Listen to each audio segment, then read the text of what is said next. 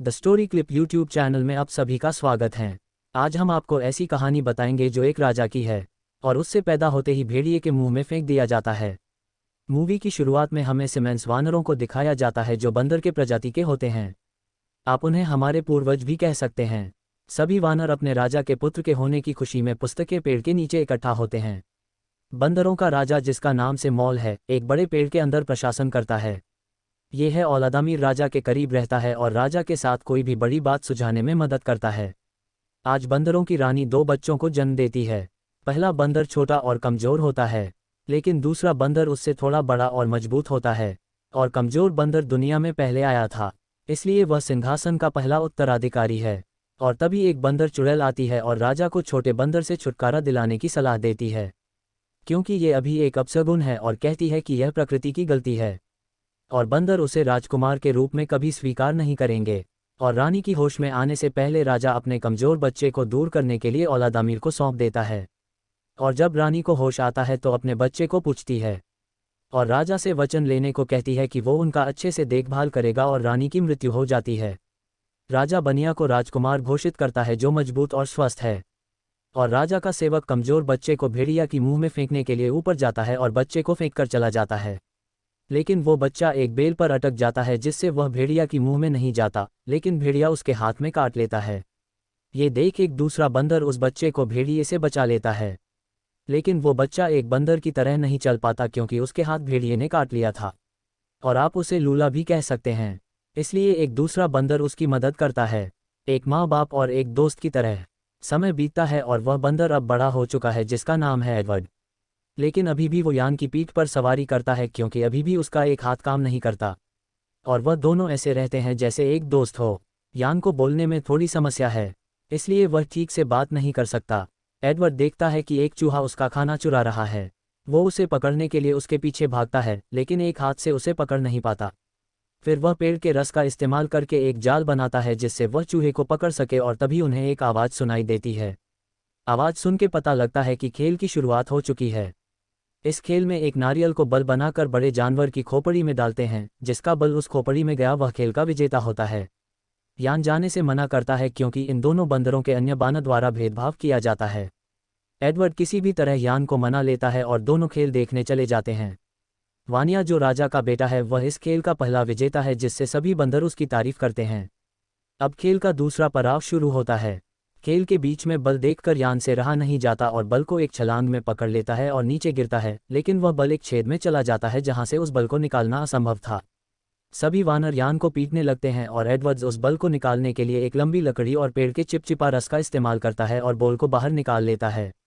सभी बंदर उसके चारों तरफ इकट्ठा हो जाते हैं और पूछते हैं, उसने ये जादू कैसे किया। और तभी वानिया आ जाता है और एडवर्ड से बॉल लेकर ऊपर फेंकता है, लेकिन उस चिपचिपा रस से बल उसके हाथ में चिपक जाता है। सभी वानर उसे निकालने की कोशिश करते हैं और झटके में नारियल निकलने से वो राजा के सर पर जा गिरता है। और जब औलादमीर उसे खींचकर निकलता है तो राजा का बाल भी नारियल में चिपक कर साफ हो जाता है। राजा इस अपराध करने वाले अपराधी को जानना चाहता है। इसी बीच डायन एडवर्ड को देखती है और औलादामीर से पूछती है कि क्या उसने उसे राजा के कहने के अनुसार बच्चे को भेड़िए के मुंह में फेंक दिया था या नहीं। औलादामीर कहता है, राजा के कहने के अनुसार उस बच्चे को मैंने भेड़िए की मुंह में फेंक दिया था। लेकिन डायन उसे धमकाते हुए उसकी सही पहचान पता करने के लिए भेजती है।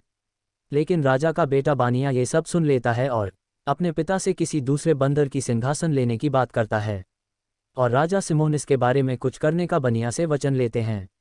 एडवर्ड और यान कुछ बातें कर ही रहे होते हैं कि राजा के कहने के अनुसार दो बंदर एडवर्ड के पास आते हैं और कहते हैं, राजा ने आपको बुलाया है। वहां पहुंचने के बाद पता चलता है राजा की उपस्थिति में एडवर्ड को जादू करने के अभ्यास में आरोप लगाया जाता है। एडवर्ड उन्हें समझाता है कि यह कोई जादू नहीं है बल्कि कुछ तरकीब है जो उसने खोजा है, और एडवर्ड उस गलती का समाधान देने के लिए एक पत्तों का ताज बनाता है, जिससे राजा सिमोल का टकला भी ढक जाता है और सिमल को राजा होने की पहचान भी मिल जाता है। फिर पत्तों में साफ पानी जमा करके आईना बनाता है। राजा पहली बार अपना चेहरा देखकर बहुत खुश होता है और उसके बाद वो राजा के लिए एक झूला बनाता है। और वो बात कर ही रहे थे कि कुछ मक्खियां उन पर हमला कर देता है। ये सब उस डायन का किया होता है और राजा झूले से नीचे गिर जाते हैं और एडवर्ड पर डायन राजा का हत्या का आरोप लगाते हैं। राजा का बेटा इसी का फायदा उठाते हुए एडवर्ड को उस बड़े पेड़ से नीचे फेंक देता है और राजा सिमल को होश आने पर पूछते हैं कि एडवर्ड को नीचे किसने फेंका। वानिया कहता है उसे मैंने नीचे फेंका क्योंकि उसने आपको मारने की कोशिश की। राजा सिमोन कहता है उसने मुझे कोई हानि नहीं पहुंचाया और तुमने एक बंदर की हत्या की है। एडवर्ड को होश आता है तो देखता है वो पेड़ के नीचे है और यान पेड़ से लटके उसके तरफ हाथ देता है। लेकिन एडवर्ड उसके तरफ पहुंच नहीं पाता, फिर वो यान को छोड़कर आगे जाता है। आगे जाने पर वो दो प्राणी को देखता है जिसके मुंह में अंगूर का गुच्छा था। एडवर्ड उसे लेने के लिए दो पैर पर खड़ा होता है। तभी वहां एक भेड़िए के झुंड आता हुआ दिखाई देता है। ये देखकर वो तीनों भी भागने लगते हैं। पहली बार एडवर्ड भागता है वो भी उल्टा। फिर दोनों पक्षी को देखकर वो सीधा भागना शुरू करता है। एडवर्ड ये देखकर खुश होता है कि अब वो भी बहुत तेज चल सकता है। और बाकी बंदर उसे दो पैर पर भागता देख बहुत उत्साहित होता है। और वो तीनों गैंडों के झुंड से होकर आगे निकल जाते हैं। गैंडा देखता है कि भेड़िया की झुंड आ रहा है, ये देखकर वो भी वहां से भागने लगते हैं। लेकिन अब एडवर्ड के पीछे गैंडे भी भाग रहे थे। एडवर्ड रास्ते की अंत तक पहुंच चुका है। ये सब देखकर एक बाप से रहा नहीं जाता और राजा सिमोन एडवर्ड को बचाने के लिए आते हैं। जिससे एडवर्ड तो बच जाता है लेकिन राजा सिमोन बुरी तरह घायल हो जाते हैं। राजा सिमोन मरने से पहले एडवर्ड से कहते हैं कि मैं तुम्हारा पिता हूँ।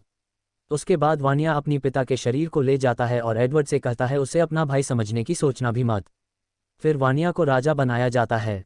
वानिया गुस्से में ओलादामिर को काम से निकाल देता है और सर्गियो ओलादामिर का जगह लेता है। बाहर एक तेज बवंडर आता है जिसमें एडवर्ड फंस जाता है, लेकिन तभी उसे लूसी नाम की एक बंदरिया मिलती है और एडवर्ड को उसे देखते ही प्यार हो जाता है। फिर दोनों अच्छे दोस्त बन जाते हैं। एडवर्ड उसे दो पैरों पर चलना सिखाता है। फिर उन्हें ज्वालामुखी से आग का पता चलता है। एडवर्ड उसे बाकी बंदरों को दिखाता है लेकिन वो लोग उसे मारने लगते हैं।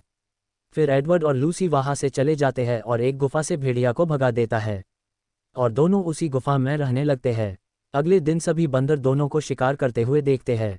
अब एडवर्ड भी भेड़िए को नियंत्रण करना सीख गया था। उसके बाद सभी बंदर उस पेड़ को छोड़ देते हैं।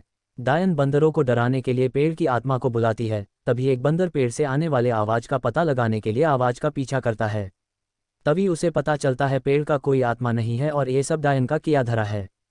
डायन उसे मारने जाती है लेकिन सभी बंदरों को पता चल जाता है डायन के बारे में। फिर सभी उस पेड़ को छोड़कर एडवर्ड के पास चला जाता है।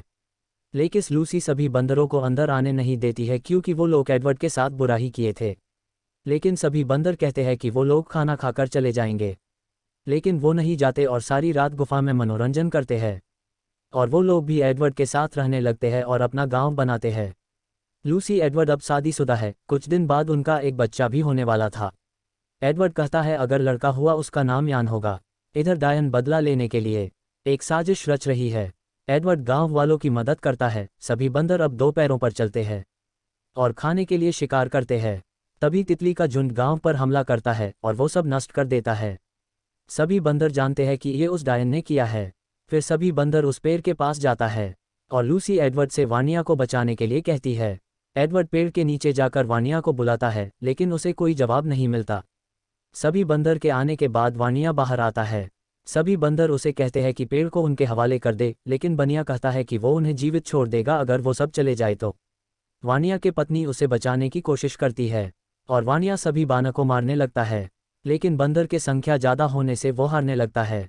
पेड़ में आग लगा दिया जाता है, लेकिन एडवर्ड वानिया के पत्नी को बचा लेता है और खुद पेड़ के नीचे दब जाता है। वो वानिया को मदद के लिए बुलाता है। वानिया उसे पीठ पे लेकर भाग जाता है जिससे एडवर्ड की जान बच जाता है। लेकिन अब पेड़ जल चुका था और बंदरों के लिए इधर कुछ नहीं बचा। वानिया सभी बंदरों के सामने एडवर्ड को भाई मानता है। तभी सर्गियो कहता है कि अभी रहने के लिए कुछ नहीं बचा है, हम सब भूख से मरने वाले हैं। तभी एडवर्ड बताता है हमारी जीने की एक और आशा है, उन पहाड़ों के पीछे। फिर वो पक्षियों का पीछा करते हैं और वहाँ उन्हें पानी, पहाड़ और जंगल मिलता है और वो एक नई जगह की खोज करते हैं जहाँ यान भी मौजूद था। और यहाँ पर ये मूवी खत्म हो जाती है।